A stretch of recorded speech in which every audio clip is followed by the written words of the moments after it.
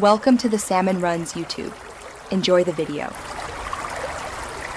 In this video, I will show you how to replace your Kia Sportage remote battery.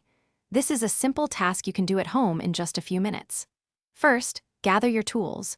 You'll need a small flathead screwdriver or a coin and a new CR2032 coin cell battery. Make sure you have a clean, well-lit area to work in to avoid losing any small parts. Let's get started. Now, let's open the remote case. Look for a small notch, usually on the side or bottom of your Kia Sportage remote. Insert your small flathead screwdriver or a coin into this notch. With a gentle twist, the two halves of the remote should begin to separate.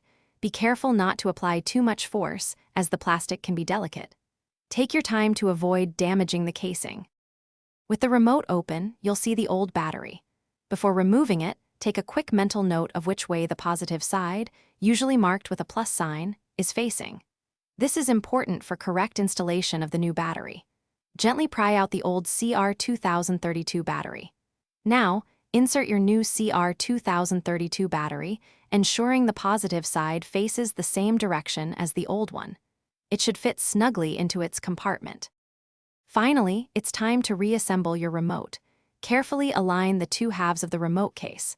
Press them together firmly until you hear and feel them snap securely into place. Give it a good squeeze around the edges to ensure there are no gaps. Once reassembled, head to your Kia Sportage and test the remote's functionality.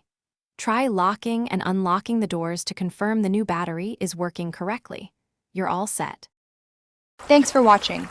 Consider subscribing if we helped you.